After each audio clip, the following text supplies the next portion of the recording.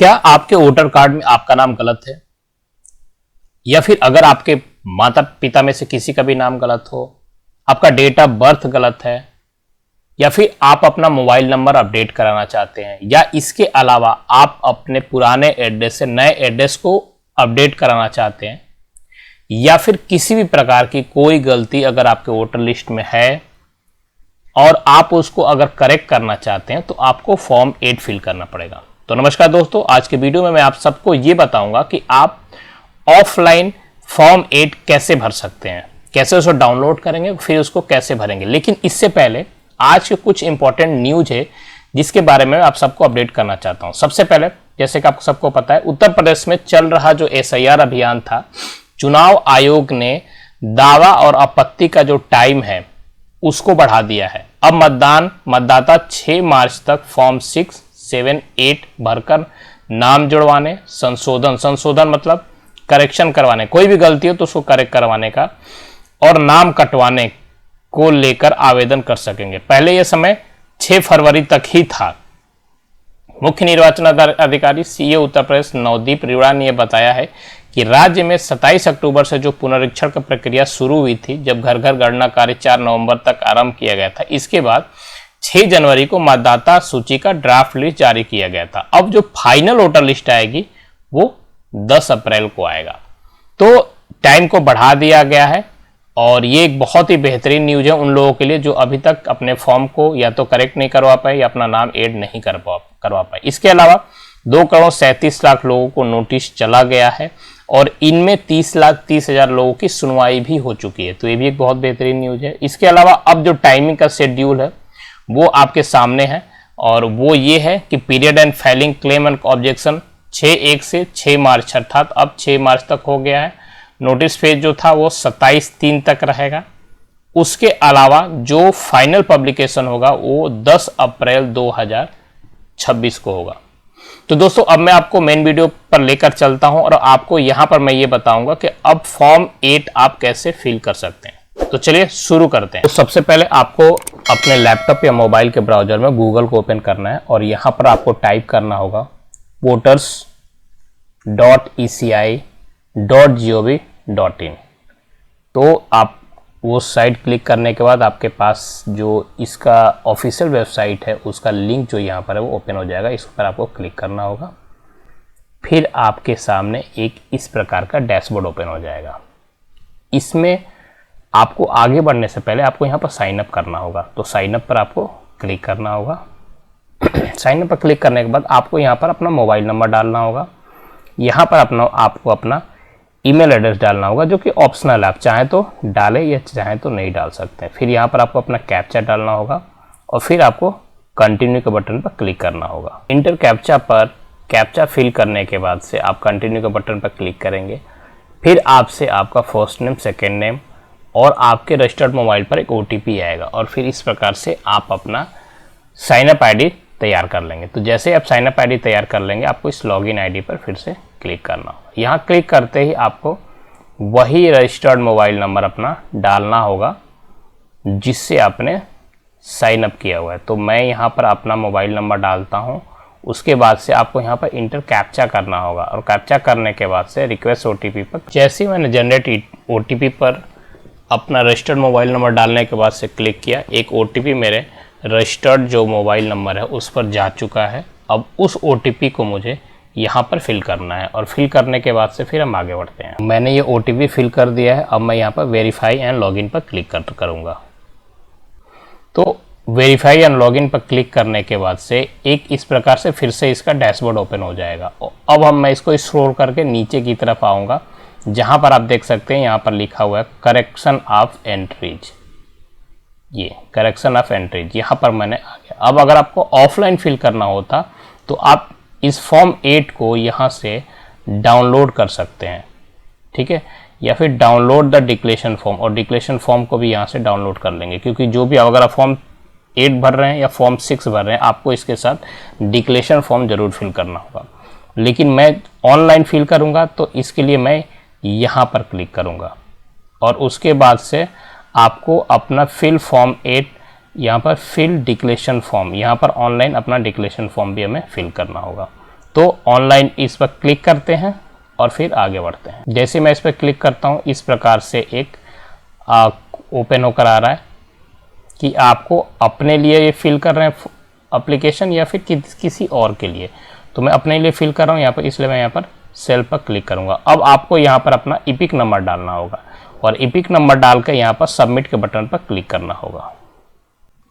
तो EPIC number डालने के बाद से जैसे ही मैंने सबमिट के बटन पर क्लिक किया, आप ये देख सकते हैं कि यहाँ पर उस ईपिक नंबर से जुड़ा हुआ जो भी डिटेल है वो कम्प्लीटली यहाँ पर आ चुका है कि आपका स्टेट क्या है, इलेक्शन कमीशन आपका क्या है, पार्ट नंबर क्या है, सीरियल नंबर क्या है, आपका नाम क्या है, ये कंप्लीट डिटेल यहाँ पर आ चुका है। तो आप यहाँ से देख सकते हैं।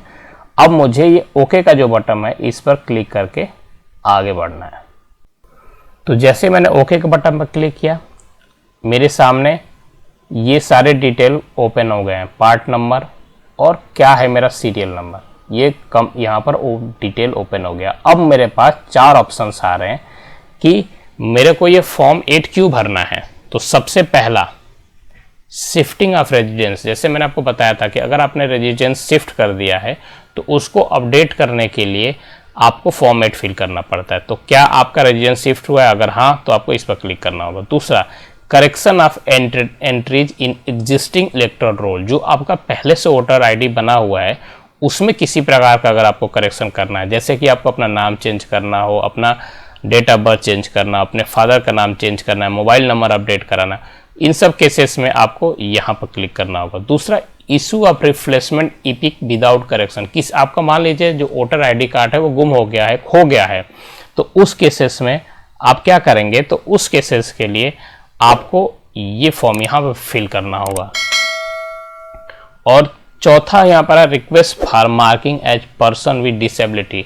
अनफॉर्चुनेटली कभी कभी कुछ लोगों का कहते हैं ना कि कोई किसी प्रकार से कोई एक्सीडेंट हो गया, किसी प्रकार से वो डिसेबिलिटी में चले जाते हैं, तो अपने यहाँ पर एक रिक्वेस्ट करना पड़ता है for making as a person with disability. तो उसके लिए आपको ये फिल करना है।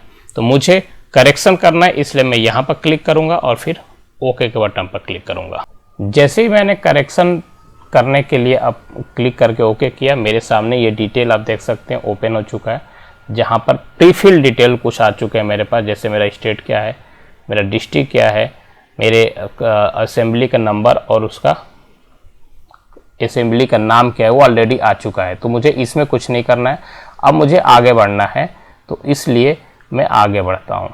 और आगे बढ़ने के लिए आपको जो है नेक्स्ट का बटन है इस पर क्लिक करना होगा। इस पर क्लिक करेंगे तो फिर आप नेक्स्ट आगे के प्रोसेस के लिए आगे बढ़ जाएंगे। तो इसको नेक्स्ट करते हैं और आगे बढ़ते हैं। जैसे मैंने नेक्स्ट किया, आप देख सकते हैं कि यहाँ पर जो मेरा डिटेल है, जो मेरा नाम है और जो मेरा ईपिक नंबर है, वो ऑलरेडी यहाँ पर मेरा नाम और यहाँ पर मेरा ईपिक नंबर आ चुका है। अब इसमें क्या है, Aadhaar detail, please tick the appropriate box. अगर आपके पास आधार नंबर है तो आपको इस पर क्लिक करना होगा, और अगर आपके पास आधार नंबर नहीं है तो आप यहाँ पर ये जो लाइन है इस पर आपको क्लिक करना होगा। आधार नंबर आपके पास अगर हो तो आप अपना आधार नंबर लेकर रेडी रखिएगा, क्योंकि जैसे आप इस पर क्लिक करेंगे आपको यहाँ पर आधार नंबर डालने के लिए बोला जाएगा। उसके पास आपको अपना यहाँ पर मोबाइल नंबर डालना होगा, या तो आप अपना डालिए यहाँ पर सेल्फ में, या फिर अपने फादर या मदर में से किसी भी एक रिलेटिव के यहाँ पर मोबाइल नंबर डालना होगा। सेम वैसे ही ईमेल आईडी यहाँ पर आपको फिल करना, अगर अपना करते हैं तो आपको अपना डालना है और नहीं तो किसी न किसी का, आपको फादर या मदर में से किसी का एक मेल आईडी फिल करना होगा। तो इस प्रोसेस को फिल करते हैं और फिर आगे बढ़ते हैं। तो अब मैंने यहाँ पर अपना आधार नंबर, अपना यहाँ पर आधार नंबर, यहाँ पर मोबाइल नंबर और यहाँ पर अपना मेल आईडी लिख दिया है। एक चीज़ आपको यहाँ पर बताना चाहता हूँ कि अगर आपके आधार नंबर से अगर आपका मोबाइल नंबर लिंक नहीं है तो आप फॉर्म 8 जो है ना वो ऑनलाइन फिल नहीं कर पाएंगे। क्यों? क्योंकि यहाँ पर ई साइन होता है। ई साइन मतलब ये होता है कि आपका जो आधार कार्ड है उससे जो भी मोबाइल नंबर आपका रजिस्टर्ड है उस पर एक OTP जाएगा, और जब आप वो OTP आपसे मांगेगा, आप OTP जब फिल करेंगे तो ई साइन होगा और फिर ये फॉर्म एक्सेप्ट होगा। अगर आपके अपने रजिस्टर्ड नहीं करा रखा है, आधार नंबर से मोबाइल नंबर को लिंक नहीं करा है, तो आप ऑनलाइन फॉर्म 8 नहीं फिल कर पाएंगे।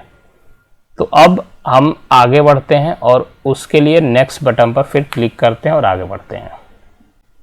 तो जैसे ही नेक्स्ट बटन पर हम क्लिक कर रहे हैं, हमारे सामने अब इसका जो नेक्स्ट है अर्थात सी जो कॉलम है, submit application for tick of any of the following, वो हमारे सामने ओपन हो जाएगा। लेकिन यहाँ पर एक चीज़ यहाँ पर जानना बहुत ज़रूरी है कि हमने ऑलरेडी स्टार्टिंग में ही correction of entries in existing extra roll पर क्लिक कर रखा था, इसलिए बाकी सब जो है यहाँ पर हमें अब क्लिक करने की ज़रूरत नहीं है।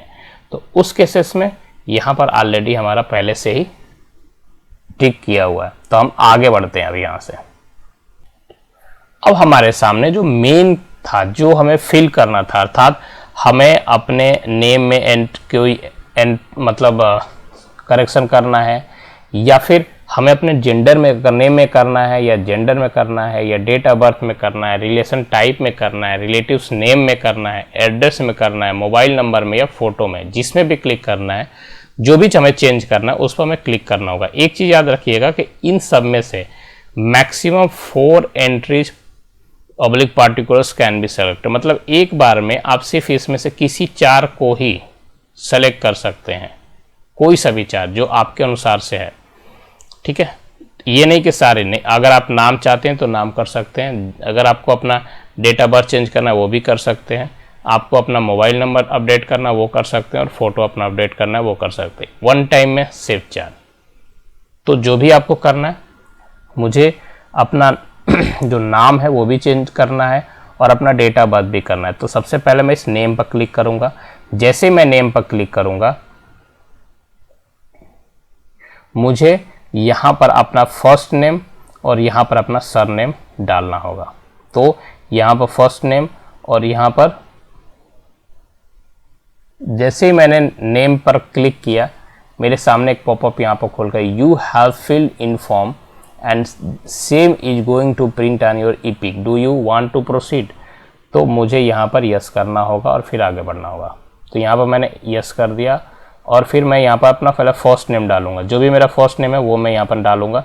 यहाँ पर मैं अपना सरनेम डालूंगा, फिर वही जो है वो यहाँ हिंदी में अपने आप आ जाएगा। तो आगे बढ़ते हैं और इसको कंप्लीट करते हैं। जैसे ही आप इंग्लिश में ऊपर की तरफ लिखेंगे, आपके सामने ये पॉपअप ओपन होगा। जैसे आपने मान लीजिए, जैसे मैंने यहाँ पर इंग्लिश में लिख दिया, तो नीचे जो हिंदी में अपने आप ले रहा है ना, उससे पहले यहाँ ये आ जा रहा है। यहाँ पर आप देखेंगे ये इस टाइप का, अर्थात कि जो आपने लिखा है डू यू हैव फिल्ड ये name in the form of same is going to print on EPIC, do you want to proceed, तो आपको यहाँ पर यस करना होगा। और अगर आपको लगता है कि हिंदी में यहाँ पर कुछ गलत हो रहा है, तो आपके सामने 2 ऑप्शन हमेशा आ रहे हैं, उसमें से जिस भी ऑप्शन को आपको सेलेक्ट करना है आप कर सकते हैं।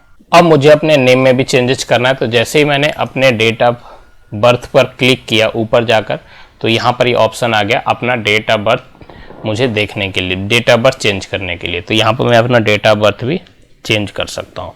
तो इसको चेंज करते हैं और आगे बढ़ते हैं। तो मैं अपना नाम, अपने नेम को चेंज करना चाहता हूँ। तो जो मैंने यहाँ लिखा वो ऑटोमेटिक हिंदी में अपने आप यहाँ पर आ गया। मैं अपने डेट ऑफ बर्थ को चेंज कर रहा हूँ और अपने मोबाइल नंबर को अपडेट कर रहा हूँ। तो ये 3 चीज़ मैं यहाँ पर कर रहा हूँ। अगर मैं चाहूँ तो इसमें से एक और भी कोई सेलेक्ट कर सकता हूँ। तो ये मैं आपको ऑनलाइन करके दिखा रहा हूँ।